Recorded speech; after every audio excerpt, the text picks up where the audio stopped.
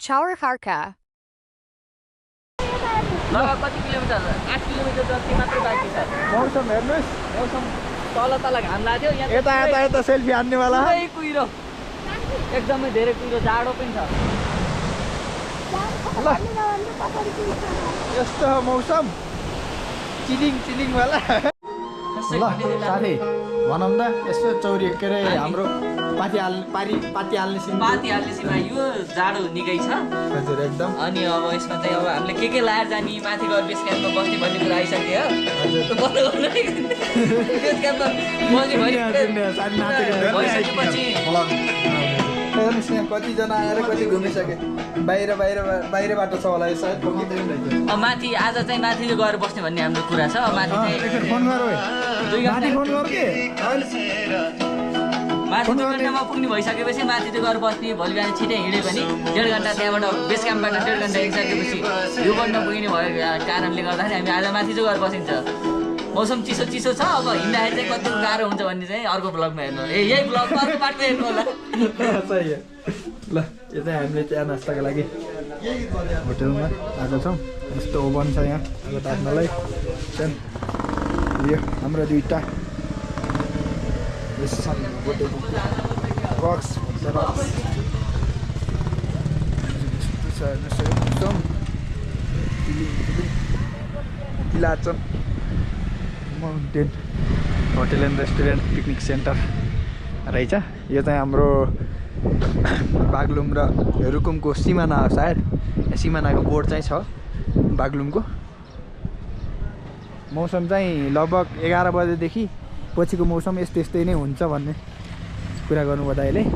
त्योभन्दा पहिला चाहिँ लगभग खुल्छ अलिअलि मौसम भन्नुभयो माथि पनि त्यही भएर आज नै माथि जानुपर्ने भयो यहीँ गाडी रोकेर माथि जानु पर्ला जस्तो छ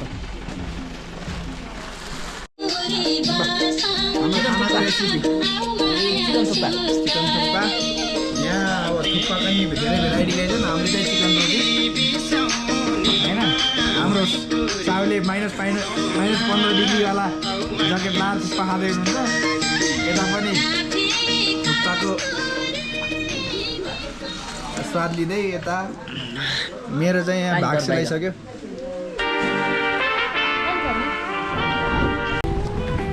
हामी यो चौरी खड्का जानलाई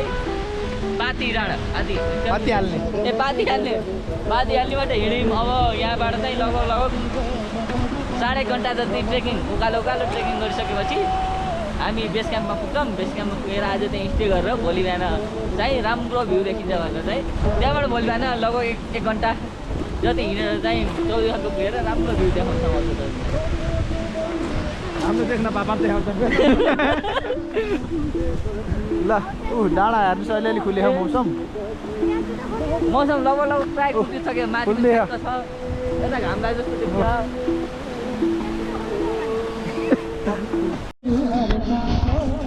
चुन्द्रीपुकी जाने बाटो यहीँदेखि रहेछ हाइवे छोडेपछि अनि यस्तो फरो भइसकेछ 1 वर्षमा व्यवस्थापन भनेको अब नेपालीहरू पुरै गर्न आउँछन् गर्न जान्दैनन् सफा अब बाइक र गाडी जाने बाटो यो हामी जाने बाटो यो ट्रेकिङको लागि चाहिँ बाटो अब यस्तै छ अब जुकाले कति खाने हुन्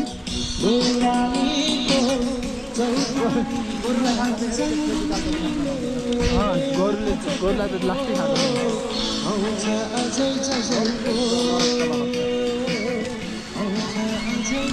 यहाँ साथीहरूलाई दम बढिसक्यो अरे उति यो बाटो चाहिँ हाइवे यहाँ उतासम्म जस्तो भइसक्यो यिनीहरू पुग्छन् जस्तो छ छैन यिनीलाई फर्काइदिउँ कि लैजाउँ यस्तो छ हालत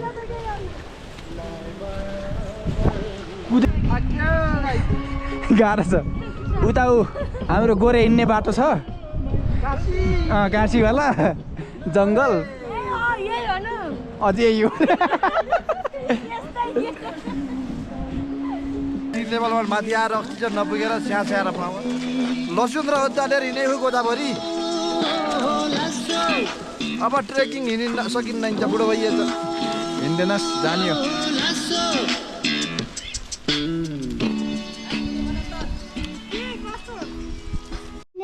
उकालो यस्तो जुत्ता लगाएर हिँड्न सकिन्छ कि नै जुत्ता लाएर लड्ने त लाउने फुर्ती छैन यस्तो गर्नु पर्यो यस्तो लाउनु पर्छ के नि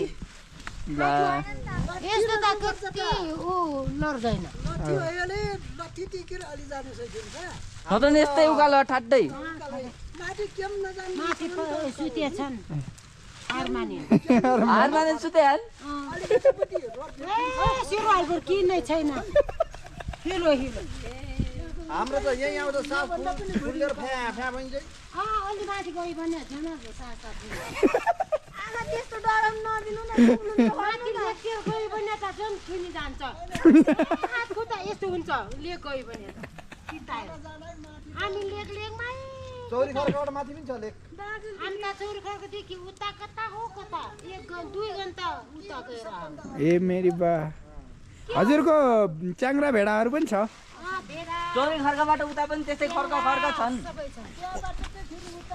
उतै गोठा राखेर आउनुहुन्छ ए ए तल थियो नि तिनको अरू उता पनि छ हजुर ए उतापट्टि ए अहिले त माथि जाने ओर्दा खुब राम्रो बनाथे ए गुसु फालेन अब त बुढी कस्तो बनाउने हो हिउँ कतिको कहाँसम्म पर्छ हिउँ यहाँ पनि परिहाल्छ नि यार 33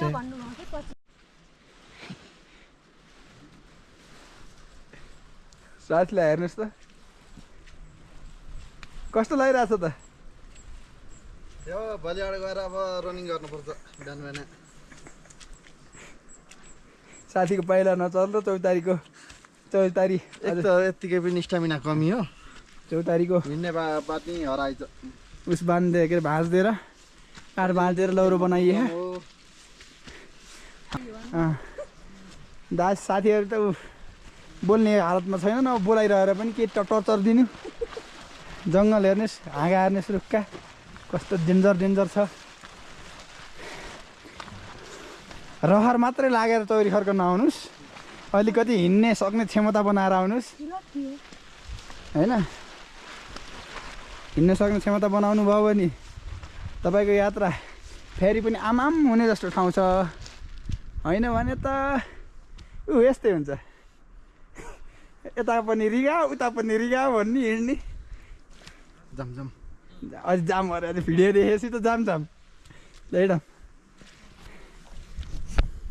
त्यही होस् कतै नै ल साथीहरू हामी 2 घन्टाको सफल यात्रापछि आधी बाटो चढ्न सफल भयो यहाँदेखि दाइले भनेअनुसार आधी घन्टा 45 मिनट भन्नुभयो तर हामीलाई लाग्ने चाहिँ 2 घन्टा टोटल्ली अब अझै पनि 2 घन्टा स्योर होइन स्वर्ग हेर्न जान कहाँ सजिलो छ र होइन यस्तो राम्रो छ यहीँदेखि चाहिँ भ्यू ल बल्ल अलिअलि डाँडा देखिन थाल्यो अनि तर सासले भने साथ छोडेको पैसा आउने मान्छे हेलिकप्टर लिएर आउनु पैसा नहुने मान्छे हिँड्न सक्ने भएर आउनु यो हाम्रो साथीहरूको हालत हेर्नुहोस् 1.5 घन्टाको बाटो 3 घन्टा हिँड्दा नि बल्ल दाइले आधी घन्टा लाग्छ भन्ने मोटर बाटो भेट्थ्यो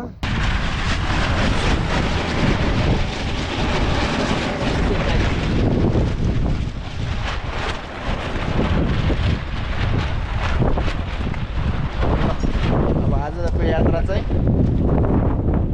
पहाडी आँगनदेखि चौरी खर्कसम्म बदमासम्म पुग्न सकिन्छ चिसोको कारणले सबै साथीहरूलाई लेक लागेको छ आज चाहिँ अलिक नर्मल हुनुहुन्छ सबै हिजो एकैचोटि 40 डिग्री 8 डिग्री आउँदाखेरि शरीरले एडप्ट नगरेको पनि हुनसक्छ हिजो चाहिँ बढ्दै गाह्रो भयो आज चाहिँ लगभग ठिक छ भन्ने कुरा छ सबैलाई सबैले ठिक छ भन्ने महसुस गर्नुभएको छ पहाड चाहिँ पहाडी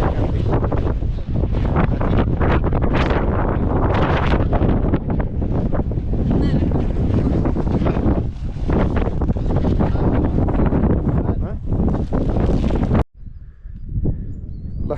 त्यो तलदेखि नै पहाडी आँगन यो चौरी खर्क जाने बाटोमा छौँ हामी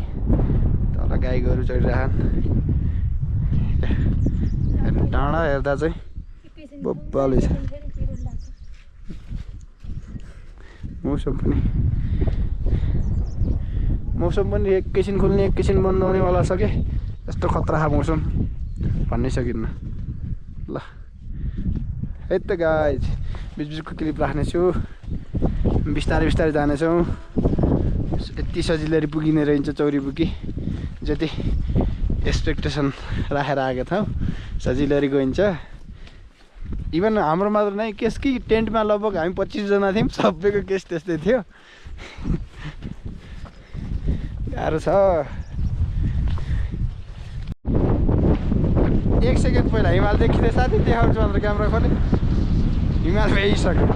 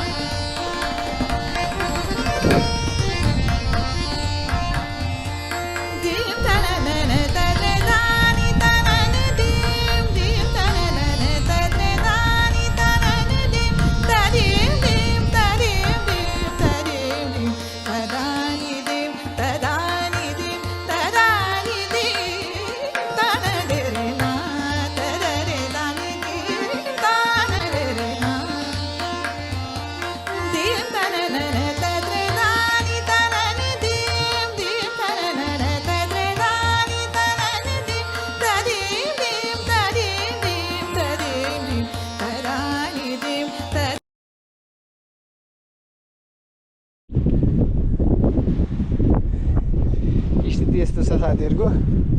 एउटा लौरो दुईटा देखे हिँडेछन्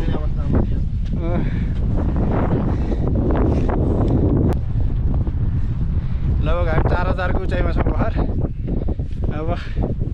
फाइनल चाहिँ 4100 कति छ भन्दै हुनुहुन्छ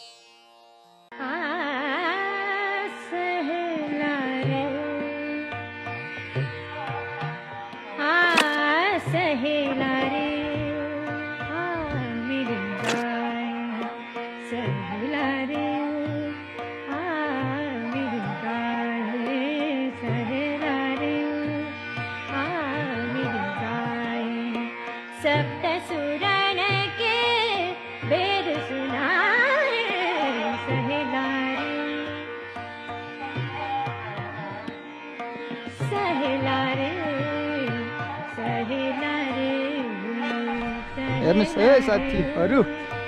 हेर्नु कस्तो दामी छ ठाउँ यहाँ आउनु यहाँ त देखिनु रहेछ पारिका गाउँ ठाउँ फाँट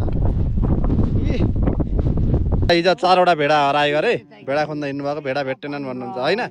भेडा 4वटा भेडा हरायो खोज्न हिँडेको भेट्टेनन् होइन गाह्रो छ यहाँ स्थानीयहरूले भेडा पनि लगिदिन्छन् है बाघले त खाँदैन बाघहरू त आउँदैन यता त्यही स्थानीयहरूले लैदिन्छन् तपाईँको कहाँ छ गोठ यही तलतिर हो